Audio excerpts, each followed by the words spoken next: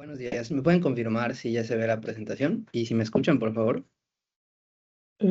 Sí se ve Y se escucha. y se escucha. Ajá. Perfecto.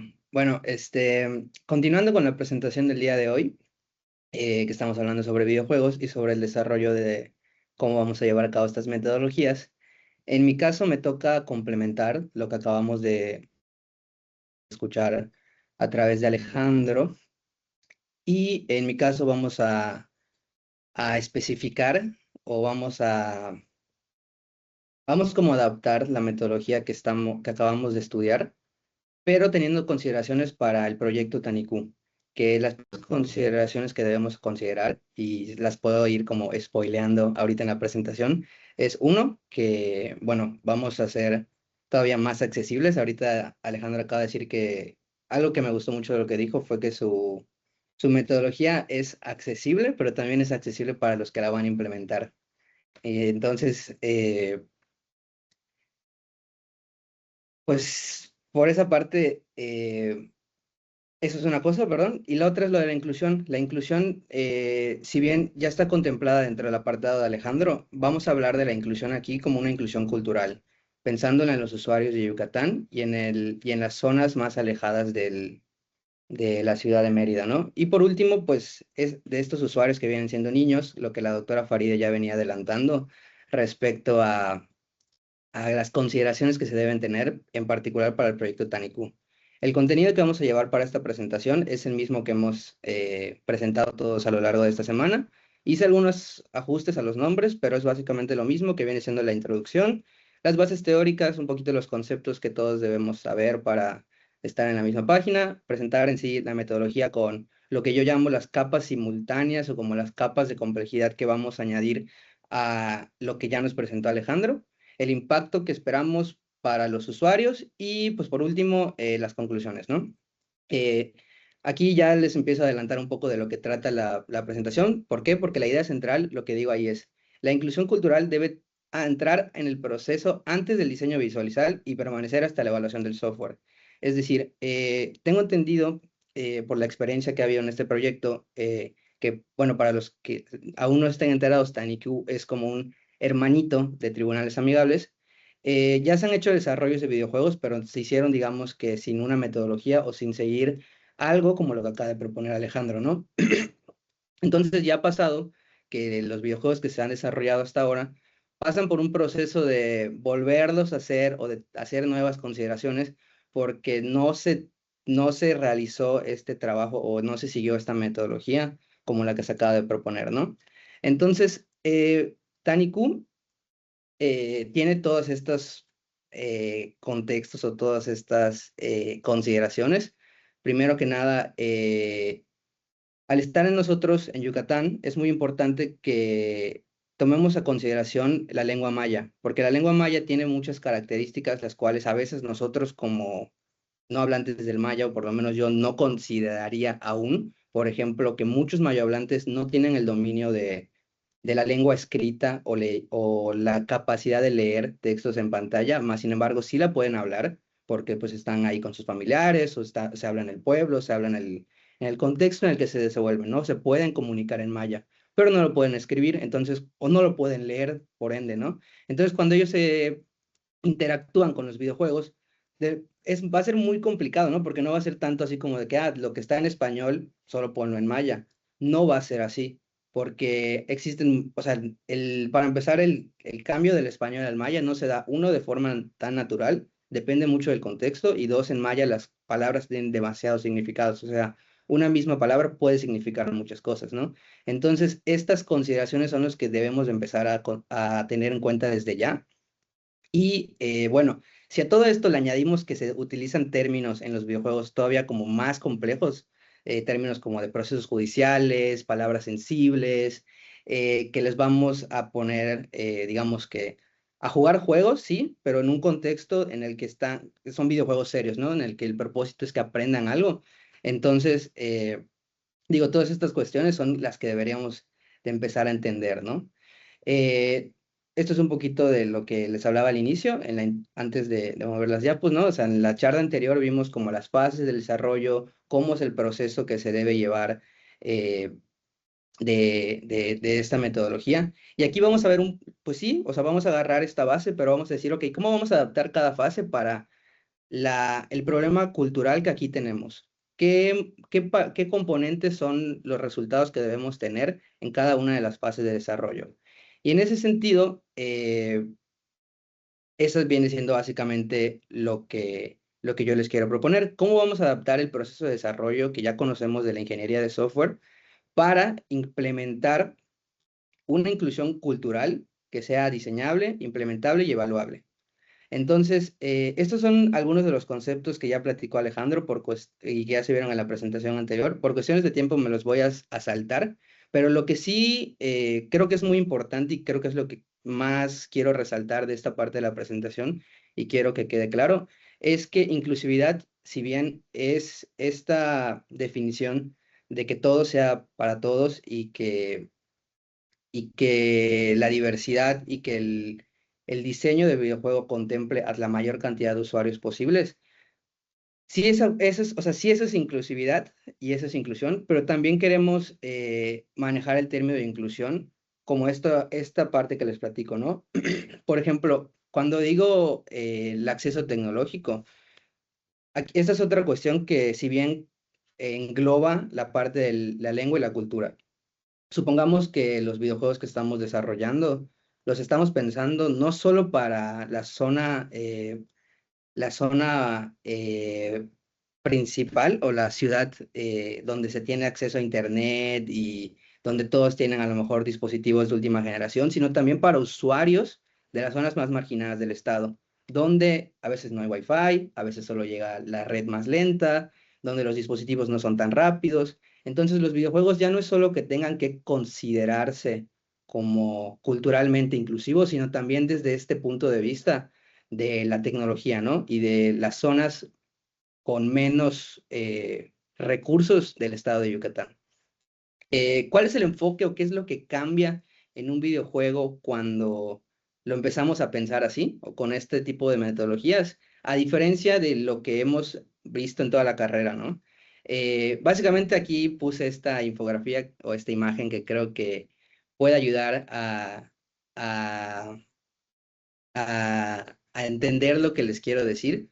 ¿Por qué? Porque a lo largo de la carrera nos han enseñado básicamente como si fuera una receta, ¿no? Tenemos nuestros requisitos, hacemos nuestro diseño, luego los implementamos en construcción y si todo funciona como se planeó desde un inicio y se puede hacer la función o la actividad que en sí debería ser el sistema, pues todo está bien, ¿no? O sea, los usuarios se van a sentir satisfechos porque el programa hace lo que se supone que debería hacer. En los videojuegos es un poquito distinto, porque puede que los juegos hagan lo que se supone que deben de hacer, pero si el videojuego aburre, si las mecánicas no son del todo, o sea, usables, si la experiencia no es buena, si no se entienden las interfaces, si no lo puedo entender, no lo puedo leer, no, las oraciones que están ahí no se entienden, pues eso va a llevar a un aburrimiento y básicamente va a hacer que el juego, a pesar de que funciona, no sirva.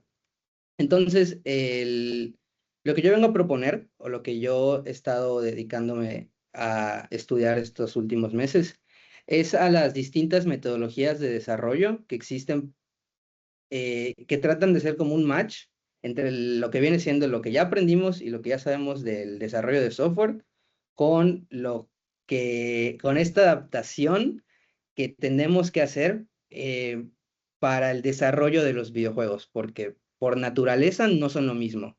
En el software, tradicionalmente tenemos un equipo que se podría estar compuesto de analistas, diseños, desarrolladores, pero en los videojuegos es un poco distinto y en Taniku va a pasar lo mismo, ¿no? ¿Por qué? Porque vamos a implementar psicólogos, posiblemente músicos para la parte auditiva de fondo del juego, la parte visual, diseñadores gráficos, el equipo de desarrollo, gente del SC, gente de League, personal de LIS. Entonces, es muy complicado pensar en un videojuego como un software tradicional, ¿no? Porque involucra muchas, muchas áreas que no están o sea, no están constantemente en trabajo con lo que viene siendo meramente software, ¿no? Entonces, de todas las metodologías que he investigado, la que más me ha gustado hasta ahora y la que es la más clásica es la que se conoce como Game Development Lifecycle, la cual básicamente es una adaptación natural del modelo de desarrollo de software. Podemos ver que básicamente solo cambian los nombres hasta cierto punto. Si se dan cuenta, los colorcitos de azul corresponden con los de verde y los de morado con los de morado. O sea, como que es lo mismo el lado izquierdo, el lado derecho, pero con diferente nombre. Bueno, es lo mismo, ¿no? Porque realmente si fueran lo mismo no tendría sentido, pero es una manera distinta de ver las cosas y son pasos, actividades y tareas distintas, ¿no?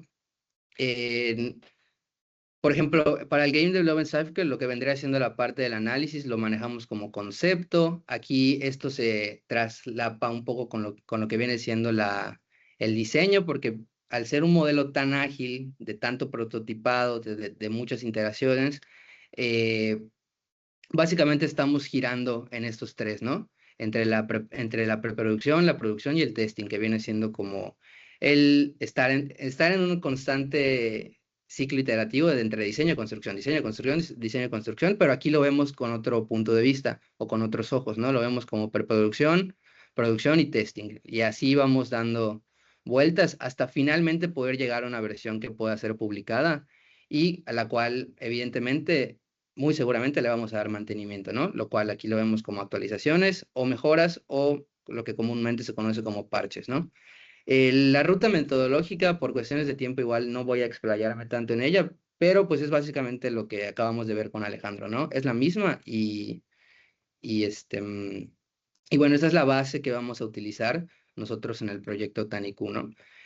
Entonces, en resumen, o hasta ahora lo que podemos condensar en esta metodología es que ya no solo es una metodología de desarrollo de software, ni es solo una metodología de videojuegos, sino que o sea, los niveles de nuestro proyecto como que van de arriba hacia abajo, ¿no?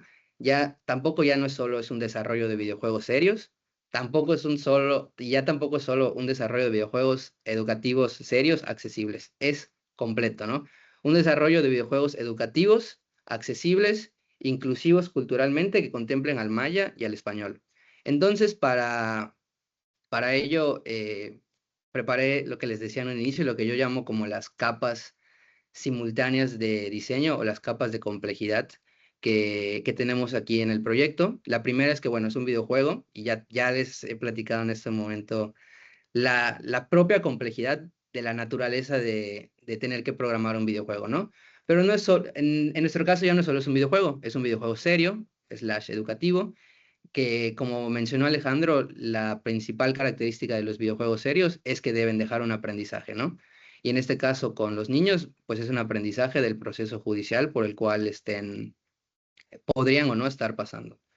La capa número 3 viene siendo la accesibilidad, de la cual ya se habló, que sea un diseño sin barreras, que pueda ser usable tanto en dispositivos móviles como en tabletas, computadoras.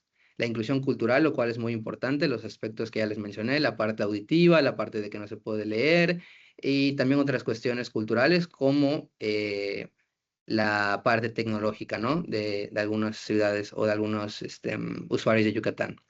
Y bueno, la quinta capa podría ser esto que estamos trabajando con usuarios adolescentes. En el caso del proyecto Taniku, ya no se trabaja tanto con niños, pero sí siguen siendo pues personas muy jóvenes, ¿no? El enfoque del proyecto Taniku es para chicos de 12 a 16 años. Y por último, la capa, digamos, la última capa de complejidad, pues es un contexto libre de violencia, ¿no?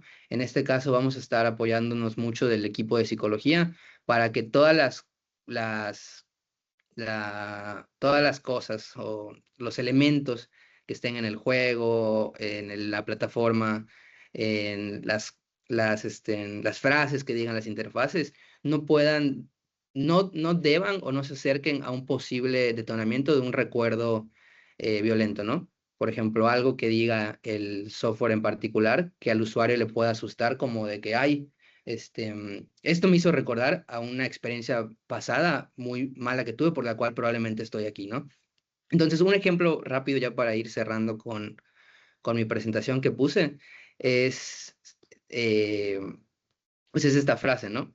Es que tienen prácticamente el mismo objetivo, pero si nos damos cuenta, una tiene un diseño el cual yo digo que es más débil o que no estuvo tan desarrollado para los usuarios con los que estamos trabajando, contra un diseño que yo personalmente considero todavía más inclusivo, ¿no?